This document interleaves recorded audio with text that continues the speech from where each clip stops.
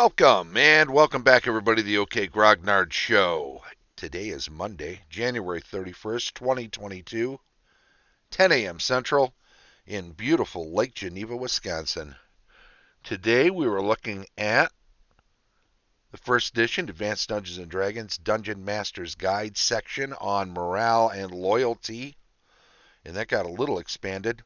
This is one of three sections that were called out in the NPC record sheet product of 1980 from TSR, and it mentions several sections of the Dungeon Master's Guide that would be good to be aware of, be extra aware of when dealing with NPCs, and this was one of those sections. So we're having a good look at it. Got the camera stuff fixed up. North Star, baby. Keep that in mind. Old school revival. You an Osric fan? Do you use that in lieu of Advanced Dungeons and Dragons? Do you find that book, or one version of that book or another, easy to use, easier to use? Well, I like the old DMG. But the rules are good because they lay a foundation for people to create stuff for use with First Edition. So, thank you, Osric. Thanks to everybody who's worked on that at one point or another. And thanks for Wizards of the Coast for not making too big a deal out of it. I know it was done in Britain or in England specifically, and there was some sense that maybe putting together the Osric rules, which was basically SRD reworked so that it would be more like First Edition. I think putting that together overseas was meant to be a bit of a, well, if we're international, it'll be tougher for Wizards to do anything about it. But honestly, I don't think Wizards care. I think Wizards likes the idea that people are playing older Dungeons and Dragons, and I think Wizards loves the idea that the game continues to generate more and more and more interest in a wide fan base, young and old. Early editions, later editions, anything at all feeds the same beast, as it were. Anyway, I'm getting off track here because I want to talk today about morale and loyalty. And it is going to be an interesting section. I'm trying something different today in that I have created a new way of looking at a screen. Yeah, see how that is? Anyway, in the section they call out in the other product that I spoke of, the NPC reference sheets, records, NPC character records, I think, yes. In that particular book, they mention a couple of pages, 101, 102, no. In any event, at the end of that section, it says, these rules should be used in conjunction with those given under morale and combat. So I decided to put together a bit of a little slideshow here that starts with the morale and combat section of the DMG and then goes back to the section that's mentioned in the other product. That way,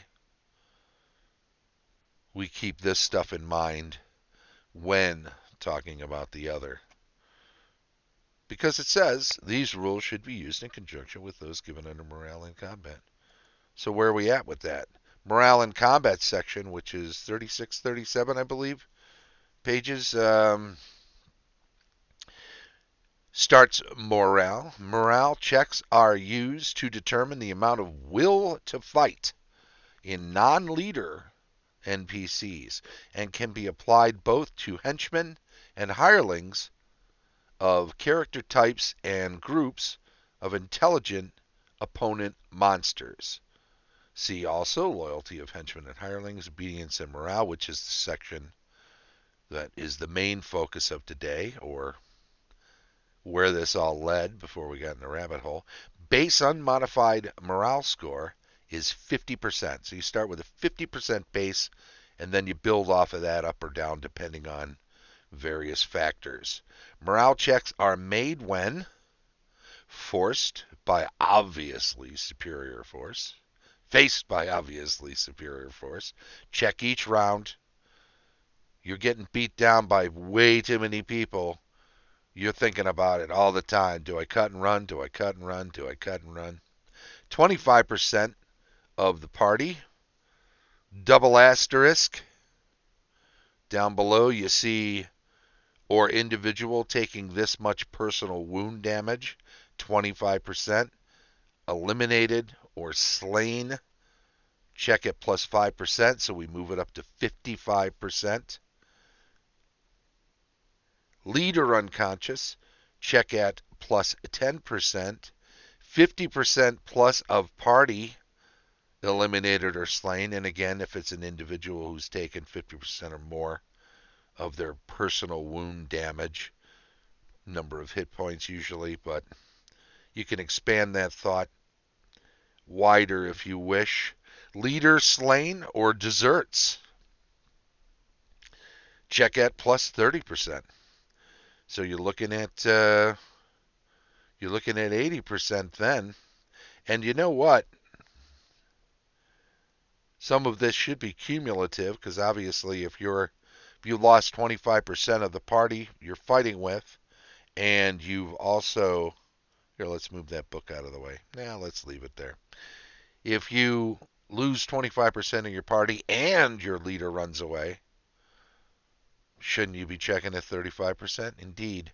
Other morale check modifiers: each enemy deserting, minus 5%. Each enemy slain, minus 10%. Inflicting casualties without receiving any, minus 20%.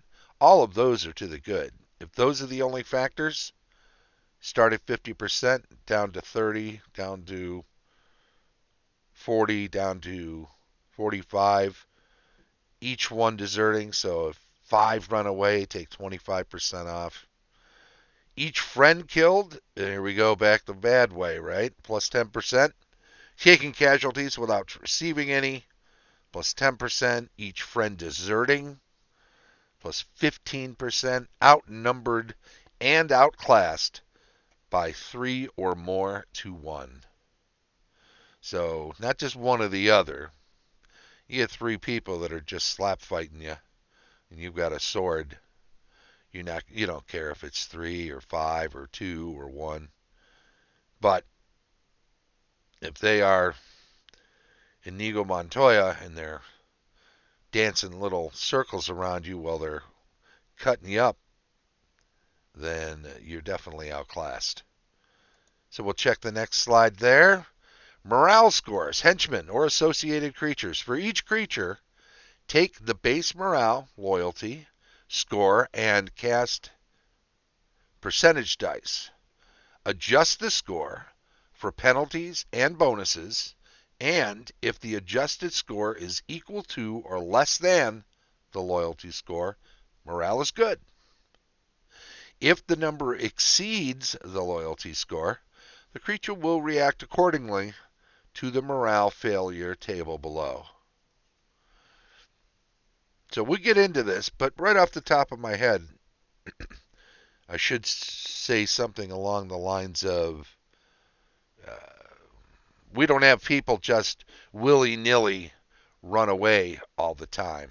Some of this is going to be situationally dependent on who the creature or person is.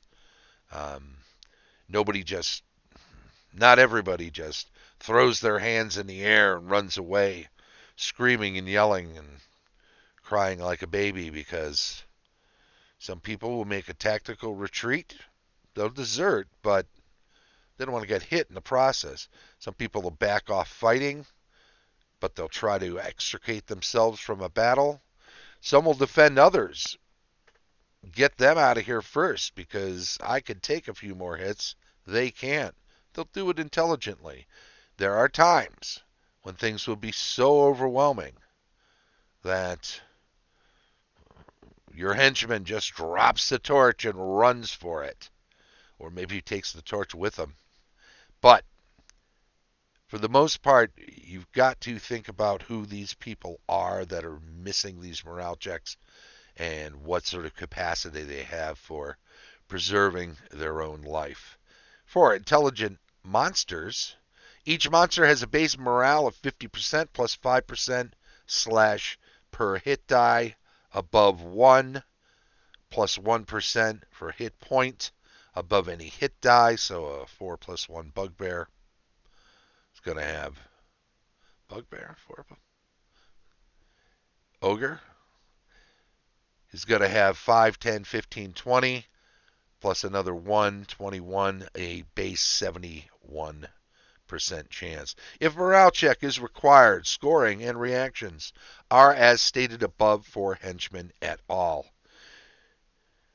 Morale failure, 1 to 15% fallback fighting, 16% to 30% disengage and retreat, 31 to 50% flee and panic, 51% or greater surrender. So if I miss my morale check by 51% or greater, falling to my knees and putting my hands in the air. Now, again, this is situational. A farmer or a henchman might do that, but somebody with a little more sense or in a situation where they know that surrender doesn't do any good, kneeling down in front of a purple worm is not going to save your life. It's just going to make it easier to eat. Now, it may be that you're so afraid you just give up, but if you have the wherewithal to surrender, you got to know it's going to be effective or potentially effective or not. So let's leave that there. The difference between the maximum score needed to retain morale and the number actually rolled as adjusted is the percentage of morale failure. Now you can see, love first edition AD&D, but some of the layout problems here. And I noted these when I was making the slide and rereading this earlier, but I didn't change them anyway. I did condense everything when I was making the slide, so I took out a lot of the space so I could put this together in as few slides as possible. But quite honestly, almost all of this is like upside down. This little sentence here, I'd rather have that sentence before this table. The explanation of base morale, I think the previous information, all of this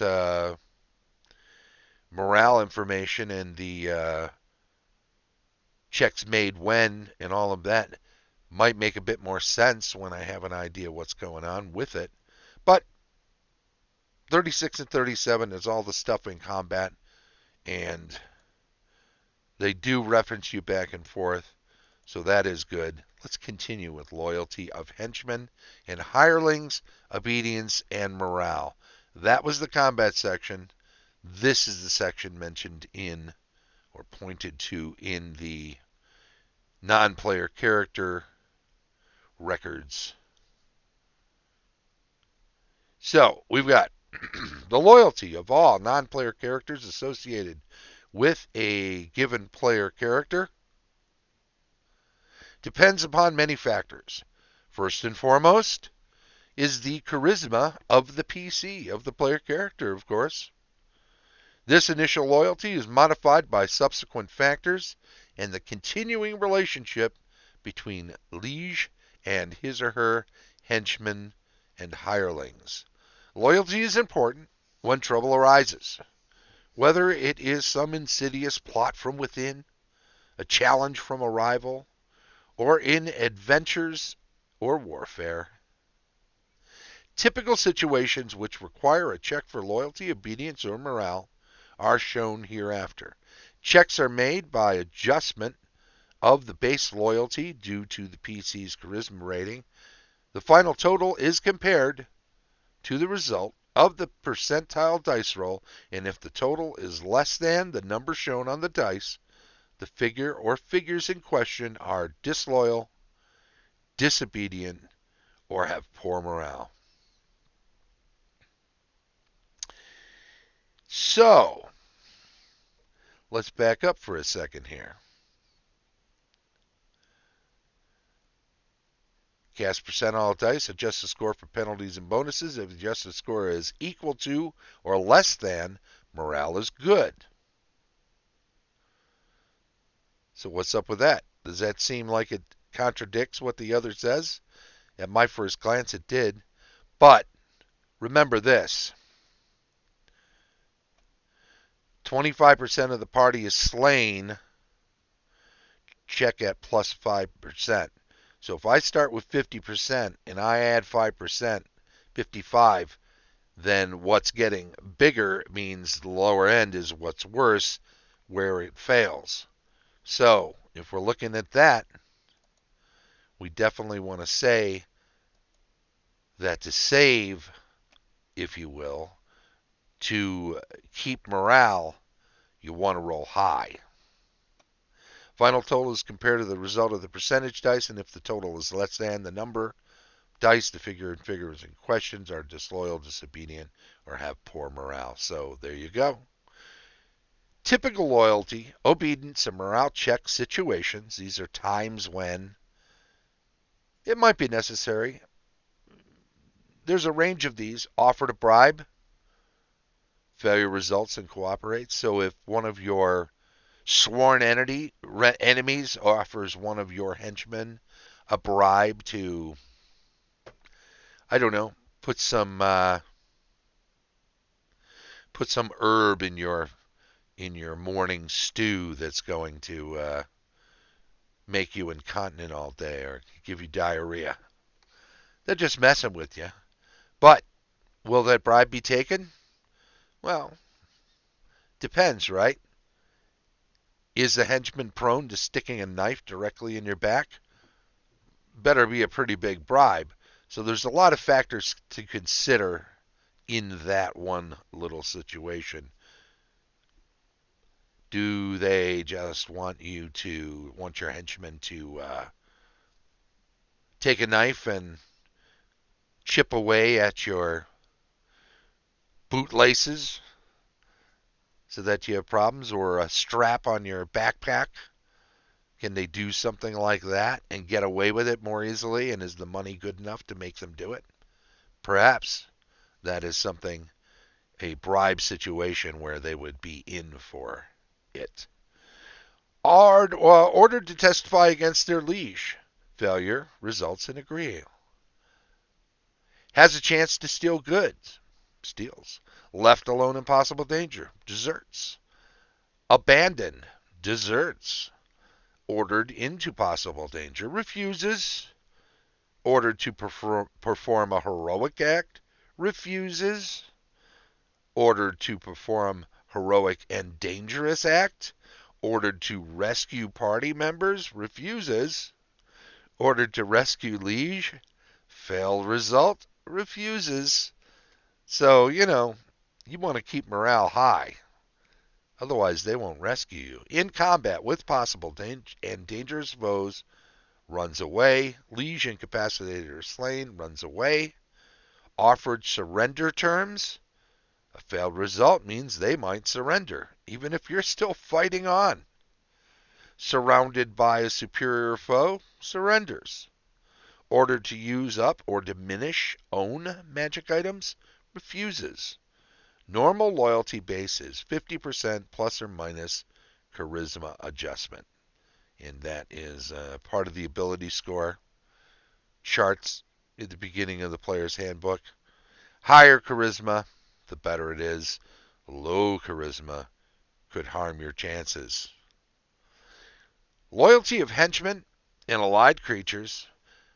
Adjusted loyalty score and loyalty.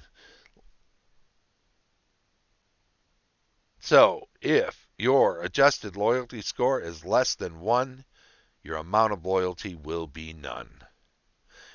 Will attempt to kill, capture, harm, or desert at the first possible opportunity. If your morale score is as low as 1 to 25%, or a 1 to 25, then your henchman will be disloyal, will always seek own advantage regardless of circumstances. 26 to 50, little loyalty. Will seek own advantage at first sign of weakness. 51 to 75, loyalty is fair. Will support cause if no great risk is involved. 76 to 100, loyalty will always is considered very loyal. Will always attempt to further the ends of the liege even at great risk. And greater than 100, will serve unquestioningly and lay down own life if necessary without hesitation. Hey, Sarah, sounds complicated. Does it all come down to a roll then? Pretty much. You know, all of these modifiers, once you've read through the section a couple of times, it's all pretty much common sense stuff. Um, if you're constantly putting your henchmen in harm's way, their potential morale or loyalty score is going to be lower.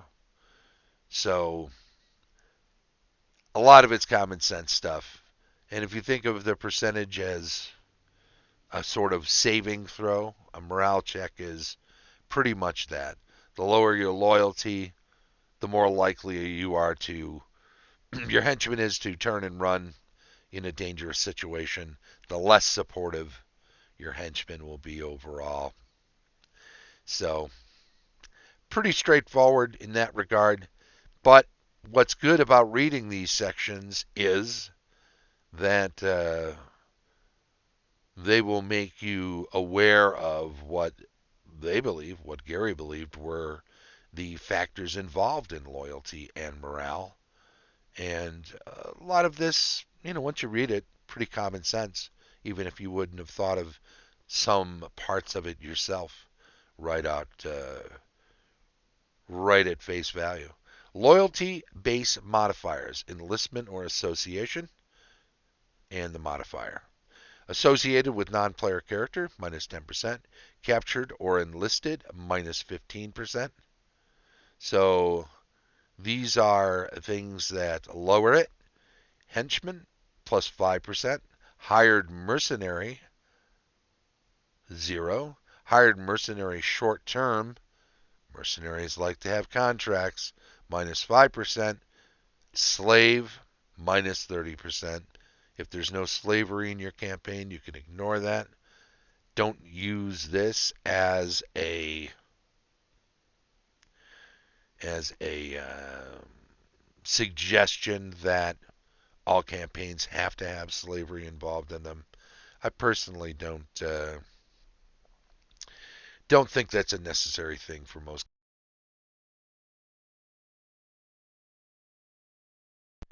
If, however, you're doing a historical campaign based in the real world, you'll have to examine the history of that setting and decide also how much you want to emphasize it. You may want to downplay that. It's a sore subject for a lot of people, and it certainly isn't something that is required for any game. Length of enlistment or association, and the modifier. There's an asterisk on this one, which I'll read. This includes the time between service or length of time that the player character has been generally known and familiar to the figures in question. So, less than a month, minus 5%. Less than a year, 0. 1 to 5 years, plus 10%. More than 5 years, plus 25%. Now, let's turn this on its head for just a moment, because if you've been, let's not say slave, but let's say indentured servant. Let's say you haven't actually hired a mercenary so much as were gambling with them at a tavern and they lost a bunch of money to you, and you said, you work for me for a few years, we'll work off this crazy debt. So now you feed them and house them and whatever, but they're a little more than a serf at this point because, they owe you so much, you're not really paying them. They're not getting the true rewards that a loyal henchman would normally get. So, 1 year, through years, 3 years, 5 years, however long it takes to pay off this colossal debt, would actually be the opposite. The longer they're working off that debt, more likely the more they despise you rather than are loyal to you. So turn that one on its head in certain situations, right? Let's take a look at this next area: training or status level versus the modifier. Untrained or peasant, minus 25%. They're not good at dangerous situations. Little trained, levied troops, minus 15%. Newly recruited regulars, minus 5%. Trained regulars, plus 10%. Elite sub-officers, minor officials / expert hireling, plus 20%. Guards officers or major officials / henchmen, plus 30%. Pay or treasured shared. Now this is going to be a big thing for a lot of henchmen. Don't get any of the treasured, minus 20%. Partial, late, or unfair payments, minus 10%. Average, okay, 0. Above average, choice of shares, exceptional bonus, gifts, asterisk, typically magic items if the henchman is concerned, plus 10%. Discipline activity, none / a 1, minus 10%. Lax / a little, minus 10%. Firm and harsh or / occasional, 0. Firm and fair and often.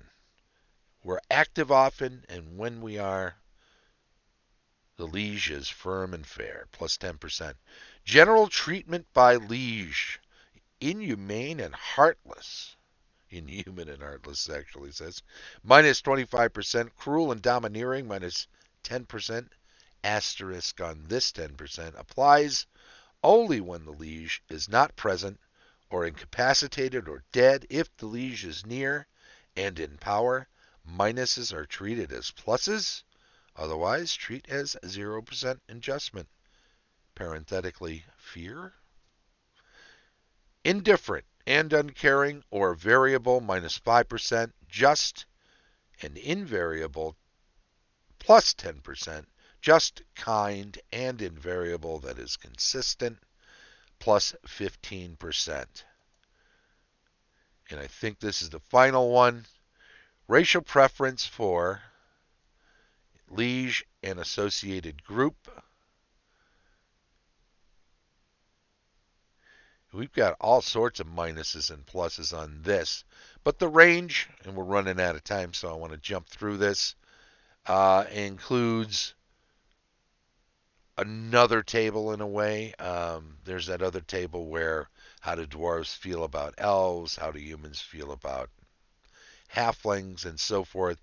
So you'll need to look that up and coordinate that with this. Note, preference adjustments are cumulative, but only with regard to liege and associates, and with respect to the latter group, only the most disliked or most liked are counted. Alignment factors. Alignment is, if you use alignments at all, 1 place remove, 2 place remove, 3 place remove, all have minusing factors. If you're lawful evil and you're working with somebody who's chaotic good, you're 3 places removed. I'm not an alignment person. I don't use alignment in that way. I use it as a check for the DM behind the screen, not for players to follow and rigidly play their character as if it has to be this way. Alignment is, in my games, something that I keep track of. It's based on what they do. It is not a direction for what they have to do. So I stay away from that. I think that's the whole of it. Nope, that's right. One more. Special considerations. Killed faithful henchman or hireling in front of witness or witnesses, minus 40%. Tortured faithful henchman or hireling in front of witnesses, minus 30%. Reputed to have slain faithful henchman. Forsworn or oath breaker, deserter, rumored to have tortured faithful henchmen, discharged faithful henchmen or hirelings without cause, given a choice gift or bonus within the last 2 months for a hireling or 3 months for a henchman, risked life for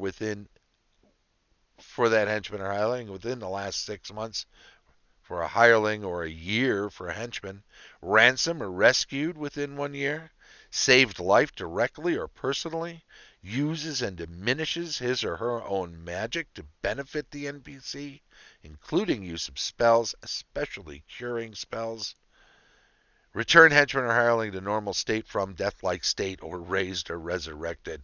That buys you 50 plus 50%. They will fight to you until the next time they die and hope they don't stay dead. Note, apply only 1 penalty and 1 bonus maximum, whichever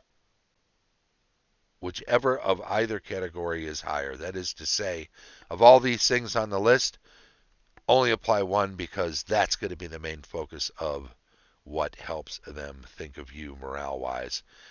Sarah jumps in and says, that last part seems evil. It sure did.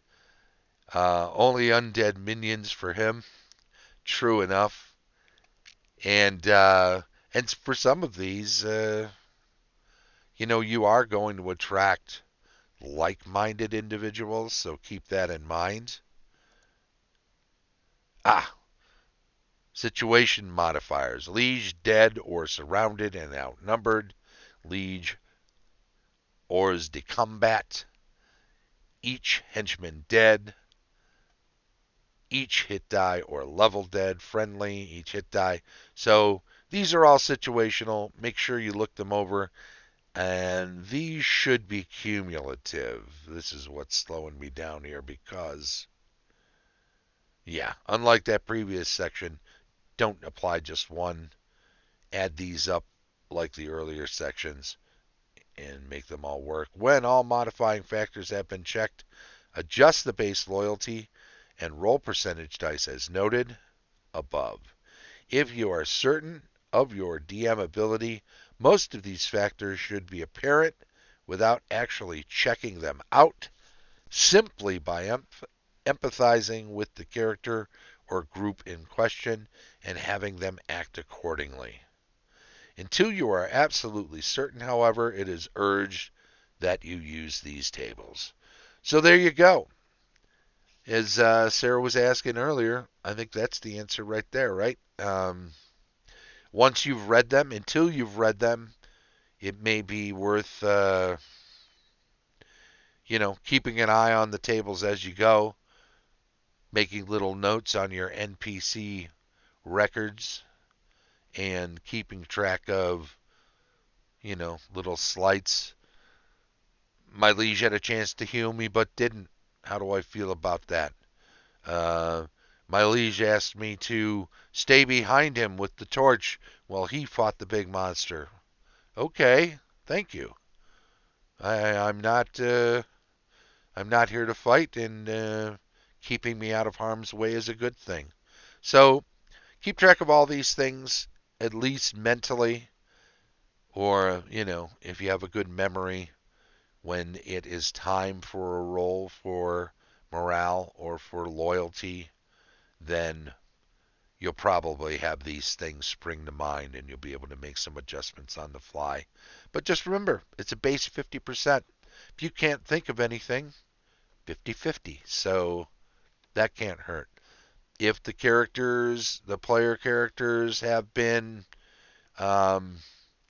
pretty good overall to the people that they've hired or brought along on these things, then by all means, just throw in a random plus at them, and don't make it 50-50. Make it 75. 3/4 of the time, you're going to find some people have their own ideas no matter what you've done. So never make it all or nothing unless you've raised that NPC from the dead. They are going to have, at least in some part, their own agenda, which differs from the PC's agenda. So there you go.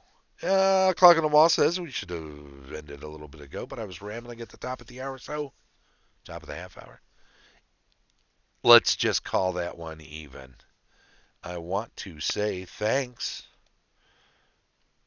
to Sarah and everybody who's checking out the show today. It is greatly appreciated. I do also want to say, where are we at? Oh, I see. I got to do this now. Everything's changed.